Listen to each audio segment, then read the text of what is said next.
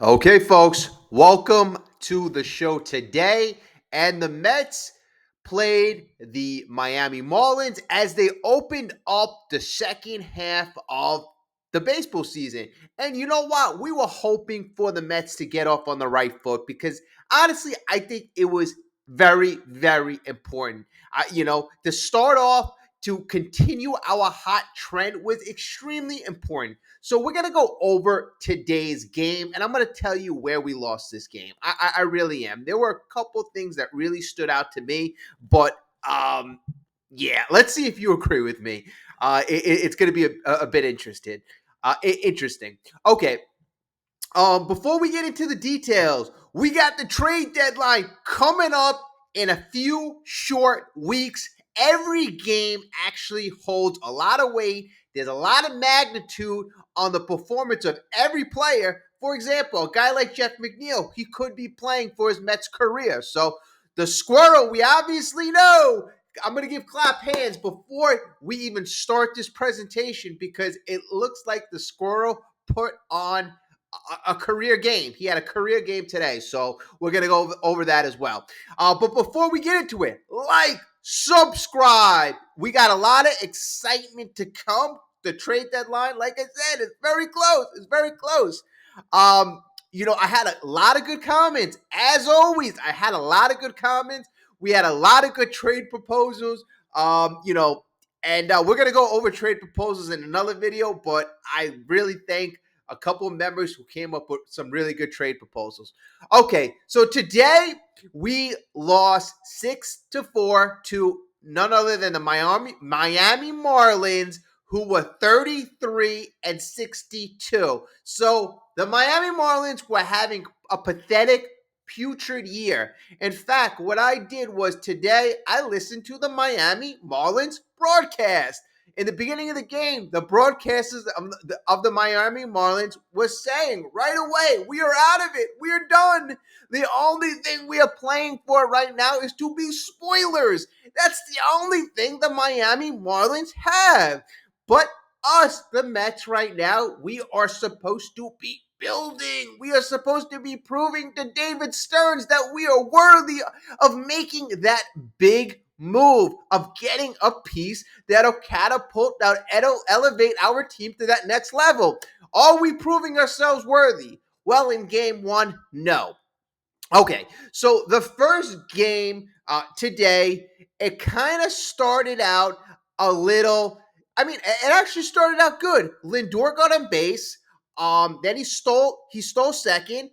Nimmo hit a rocket. Lindor goes to third, and it's one out, and we have Pete Alonso up, right? So the other broadcasters, the Miami Marlins broadcasters, they were going on, ad hominem. They kept going on and saying Cabrera of the Marlins is horrible with control. They actually said last year the Mets in two starts played against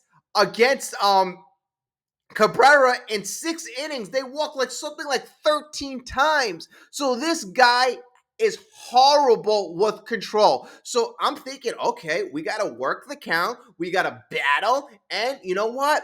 We'll be fine. We'll be fine. That's got to be our approach this time. So before it happened, before Pete Alonso walks up to the plate with one out and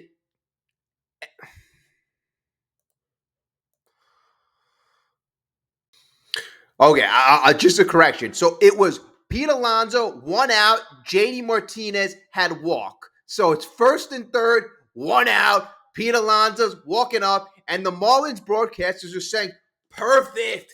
Pete Alonso, we need a double play. In fact, they brought up that Pete Alonso leads the Mets in double plays.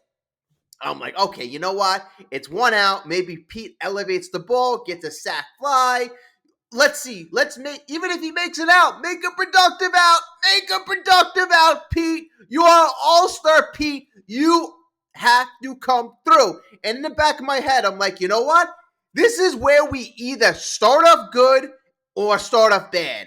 Okay, Pete Alonso, tailor-made ground ball, hits it to the third base, on to second, on to first, damage done at 0, and the Marlins get out of a jam. And at the end of the day, I'm like, okay, you could either win a ball game early or lose a ball game early. I wanted to see how the Mets would respond in the next couple innings, but right then and there, I'm like, oh, you know what? We're not starting off pretty good. That wasn't a good start. And, again, I'm disappointed in a situation where Pete Alonso has to come through, and quite frankly, he did not come through. So that was a big missed opportunity in the top of the first inning. Okay, I just want to mention this, folks. So in the bottom of the first inning, it was there wasn't too much action, but I gotta mention this. Brian Dela Cruz hits a ball. Oppo. So he's a righty. He hits a ball to the right field. I'd say close to the corner. And Jeff McNeil, the squirrel, is tracking the ball. And I'm thinking this ball's not going to get anywhere close to the wall. It didn't look like he made that good a contact, but this ball kept on drifting and drifting and drifting. And what do you know? The ball was carrying to right field. This is foreshadowing because we would know what to come later in the game. But at this point in the game, the squirrel drifts back to the warning track, to the wall, leaps, and robs Dela Cruz. So I'm like, okay, the Mets didn't have a good top of the first inning, but in the bottom of the first inning, at least the squirrel saved a run. So I'm like, okay, let's see if we can get some of the momentum back. The bottom of the first inning ended up going 1-2-3. McNeil looked decent.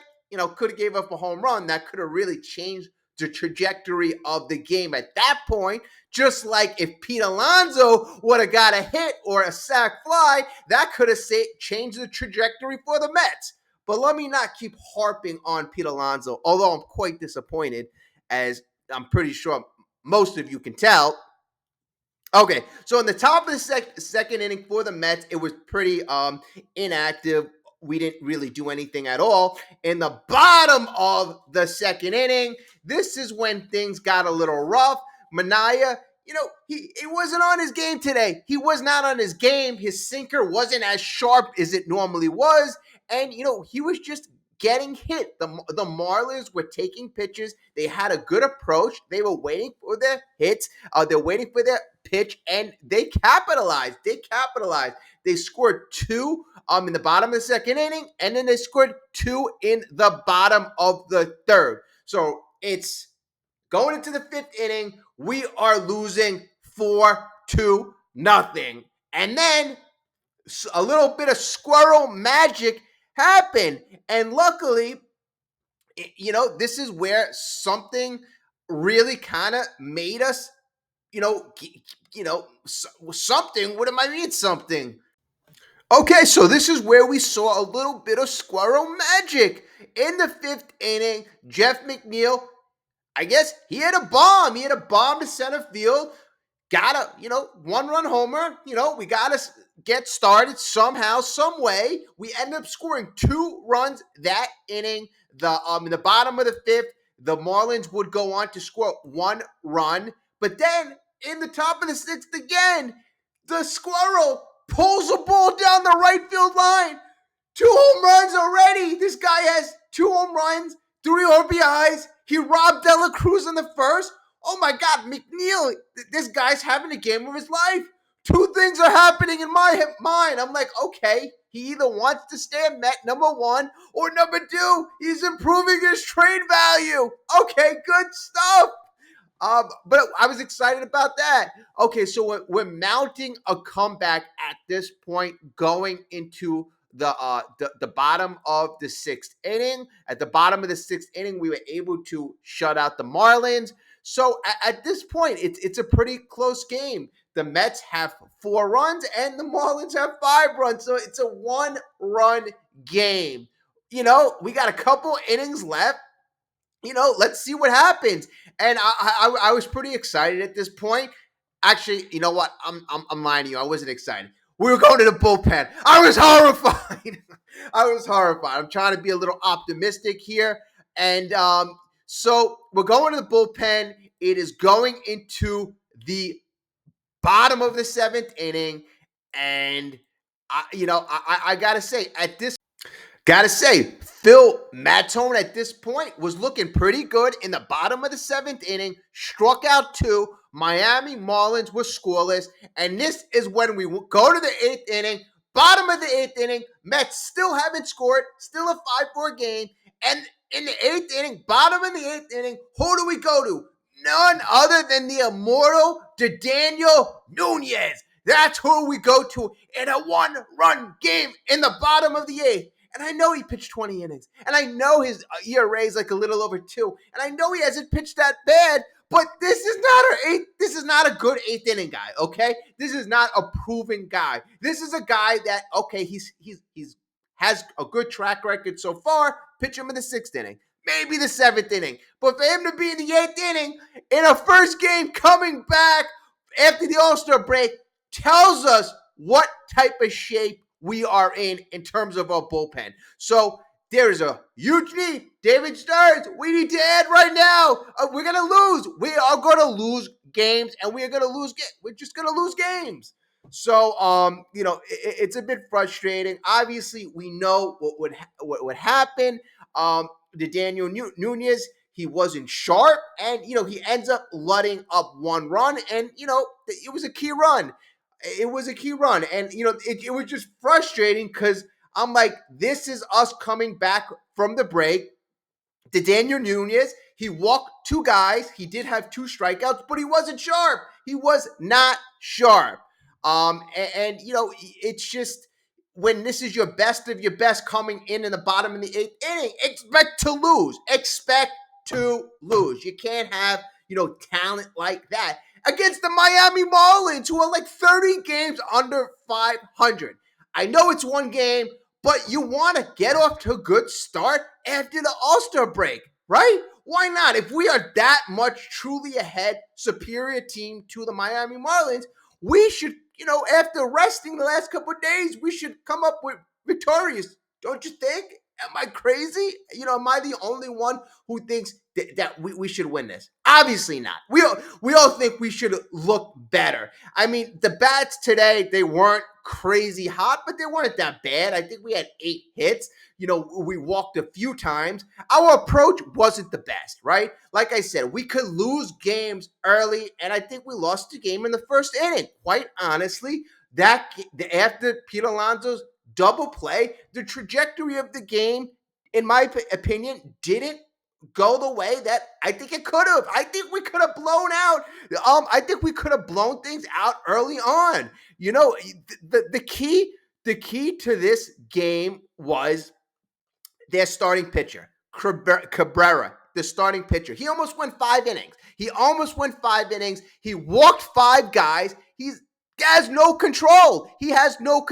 And for us in that time to essentially only, really not do anything against him. The first 4 innings, we did nothing against him. So we didn't take advantage of his lack of control. We didn't work him as much as I thought we should have worked him. So, the offense wasn't really, it wasn't dynamic at all. I'll call it like I see it. It wasn't dynamic. And, I hope for a lot better performance because if we don't get this bullpen fixed, we need our offense to be dynamic all the time.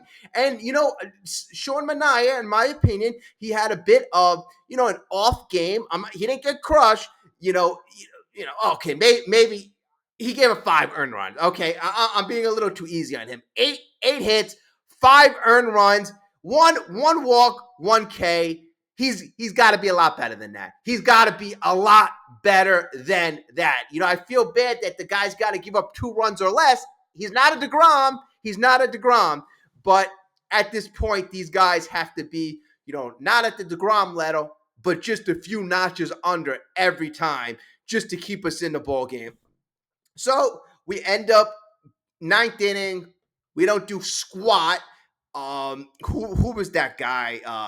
Their closer, Tanner Scott. Oh my God, throwing gas. I'm like, thinking, okay, Pete Alonso, maybe he could do something in the 9th inning. When it matters, do something. All-star, do something in the 9th inning. Little blooper to second base. Little blooper. So, okay, Frustrating loss. Frustrating loss after we are dying to see baseball. We're dying to see baseball, and this is the performance. Quite frankly, we deserve better. We deserve better, folks. But it is what it is. It is what it is. Let's hope to do better tomorrow. We got the Yankees and the Braves coming next week. So, that's another reason why I'm extra frustrated. We have better competition next week, so you take advantage of the teams who stink. Who stink. So it is what it is. I'm gonna stop right now before like my blood pressure goes through the roof. But please subscribe, throw me a comment. How off am I? All right, let me know. If you feel the way I do, let me know as well. All right, well, thank you so much. I appreciate you. You know that. All right, well, have a great day, and again, subscribe, join the family. Why not?